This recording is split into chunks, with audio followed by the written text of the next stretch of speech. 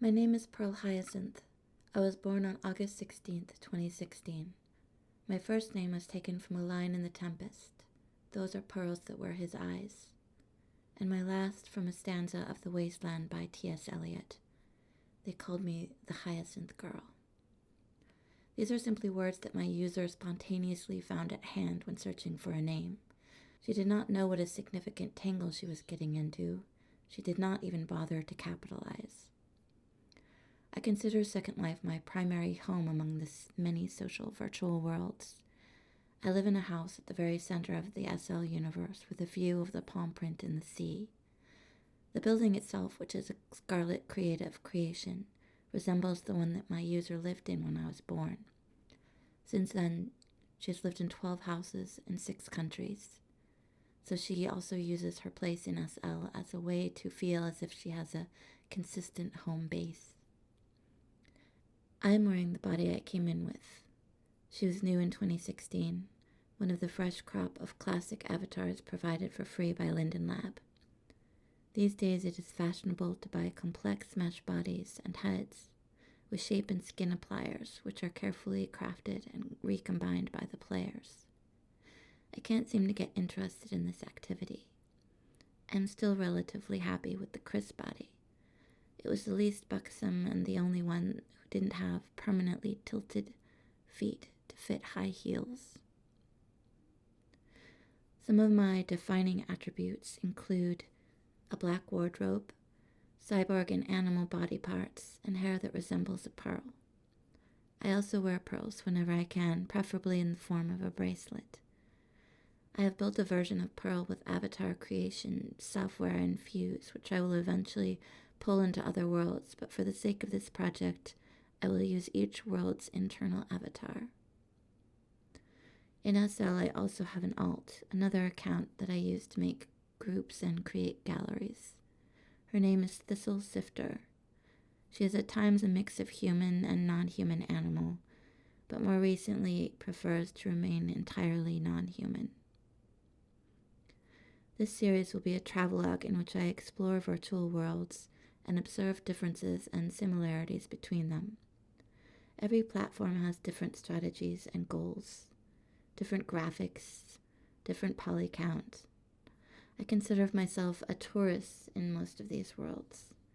There are only a couple that I've spent a significant amount of time in. William Gibson wrote in Neuromancer that travel is a meat thing, but for me it is a light and pixel thing. My user's meat body is stuck in an 8 by 15 foot tiny house in Sydney, Australia. Future episodes will explore other aspects of currently existing virtual worlds. Subjects we are considering include methods of travel, alts and other avatars, communication and friendship, creativity and building, skyboxes and maps, home, low and high poly graphics, representation of animals and other aspects of the natural world, shopping and financial systems, and sound. I am approaching the exploration of worlds from what you might call a technical perspective. I will explore a few aspects of avatar embodiment and how they are accomplished within this handful of platforms. I have chosen a few aspects of embodiment that I will compare and contrast in each.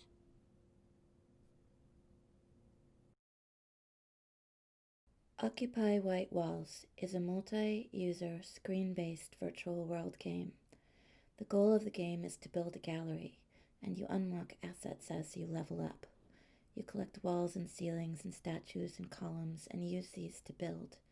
There are hundreds of items and they are all highly realistic and beautiful. The skyboxes are amazing as well, and the light is stunning. The avatars resemble the wooden models that artists use for drawing poses. They are painted in different colors or plain wood.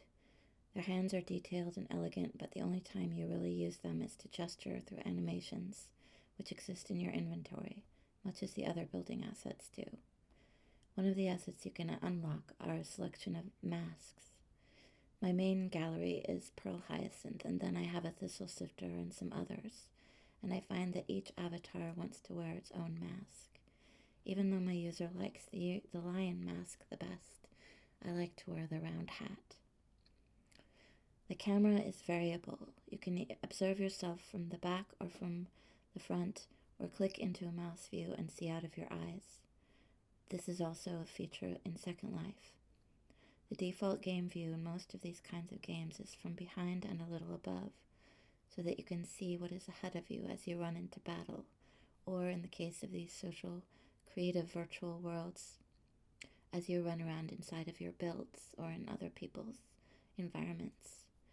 Due to loading time, there is a limit on how large you can build, though some people push this beyond limits. Most people start a new account when they start a new gallery because they have run out of room or want to have a new theme. Each of these accounts has its own avatar with its own name. There is motivation to keep building and playing even when you reach the highest level. You collect art pieces through artificial intelligence systems and communicate with other players through a multi-channel chat. You can also visit other players at their galleries, and that is really an important part of the game. Breath is a feature of avatars who are screen-based. In virtual reality, goggle-based games, you bring your breath with you. But when you're watching a representation of yourself on a screen, it takes you into the game and enhances a sense of presence to see breath and blinking eyes. These are both features of most SL avatars, and the breath is very pronounced here as well. The lighting in the game allows for shadow, which is a kind of mirror. There is no actual mirror in this or many games, but it is not really essential as you can control the camera view to see yourself. Animations bring life to the figure who is usually hunched over and still except for breath, but you can pull out of your inventory a bow or a wave or a dance to communicate with others, or you can just be still and build. Sansar is a virtual world-building and exploring game for a VR headset. You can also access it as a screen-based game. It was created by Linden Labs, who also made Second Life, but they could not make a profit and sold it earlier this year. Like SL, you can pull in user-generated content like avatars and clothes and assets to build with. I made this environment pretty easily with found assets. The avatars provided by the game are somewhat awkward to dress and move. Most of the clothes you can access for free do not fit even this bizarrely skinny form, and there is a feeling of plastic to the texture of her skin. You dress her in a designated dressing room that you teleport to, and she becomes like a mannequin outside of where you feel you are while you dress her. I did manage to finally find some clothes that fit, and most exciting, a pearl bracelet. A lot of the clothes feel like rave clothes, and I think they do want to focus on hosting music events. You can see your shadow, so though I could not find any actual mirrors, there is a shadow mirror, which does have some effectiveness in feeling you are inside the world and embodied. And though the movements are a little awkward, it is a powerful feeling to be embodied in this Censar. Sometimes it is so overwhelming and dizzying, it makes you nauseous to look around. But they have made some really spectacular builds in there, and I would like to see more. The graphics are really high quality, and the game has huge potential. It feels empty of other people, but so does Second Life, which actually has tens of thousands of players in world at any given time, but is so spread out that you can go for miles without seeing a soul. I would like to explore the Sansar universe a lot more, so I hope it finds a way to keep existing. VRChat is another VR headset accessible world. The graphics are not quite as high poly as Sensar, but not as low poly as some of the other popular multiplayer VR games. It has struck a nice happy medium, which is maybe part of the reason it's so popular. The eyes on this avatar blink and the hands move as you move your own hands. There are a lot of mirrors in VRChat, which I have rarely seen elsewhere. They are accessible in your home and a lot of other places. There is also a style of movement in which when you teleport, your your body forward, you see yourself run to the spot where you've decided to go. So you see yourself outside of yourself as a figure in the world until you select and arrive at the spot you're pointing to. It is an interesting effect, but it causes some feelings of disembodiment.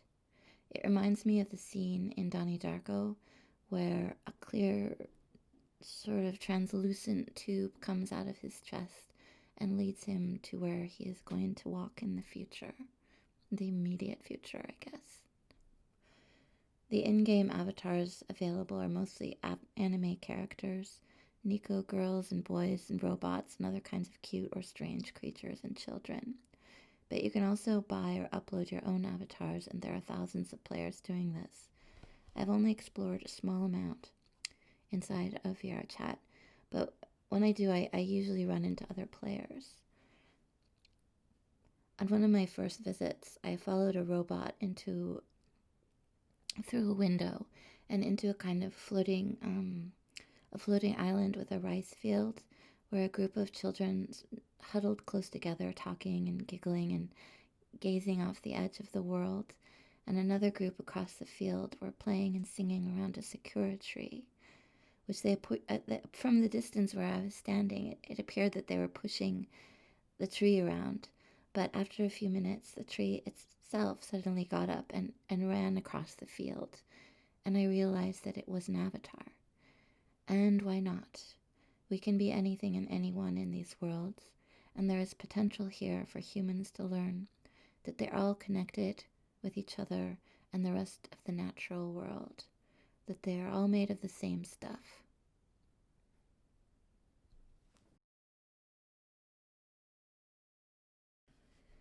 Anyland is an enchanting place. You are born in rock and space and make everything, the world around you, even your own body, out of a collection of prims.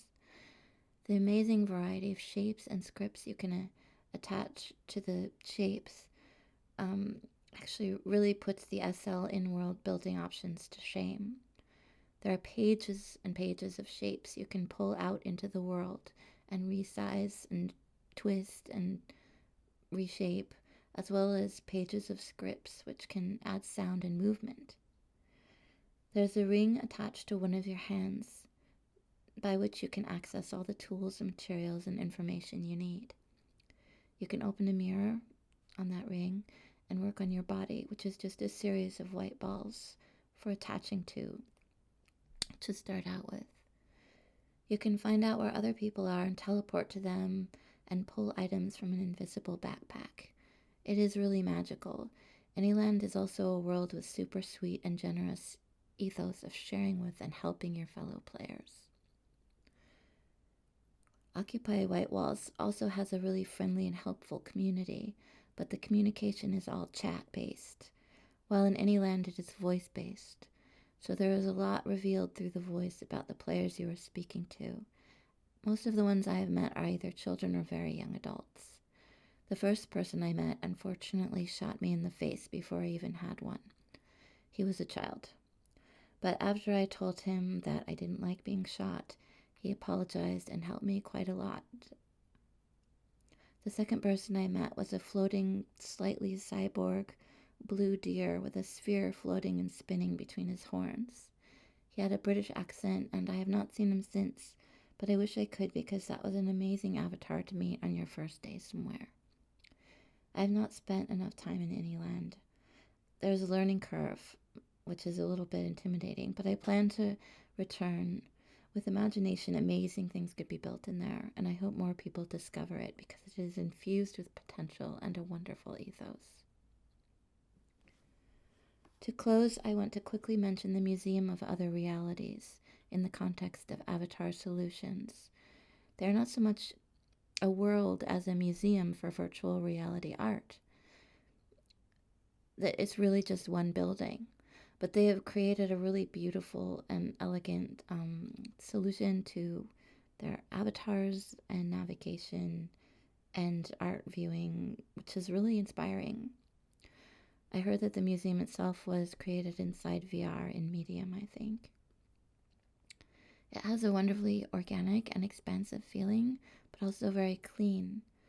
You can teleport in the normal style by shooting yourself forward and land in a splash of paint, which also happens when you teleport in Occupy White Walls. But the museum splashes are more geometric, as are the avatars, which you can choose by eating a small version of them. You can also change sides by drinking different drinks in an Alice in Wonderland style, and teleport into artworks as a tiny being. Also, you can move slowly through the space by activating tiny balls of light in your hands. You can also draw with your finger. So the elements are not just clean solutions, but relevant to the concept of the game world itself. I have no closing remarks except to say thank you to VRTO for inspiring me to finally create this first video in a possible series and allowing me to present it here. And thank you to all these worlds for being places where people can build and creatively play together.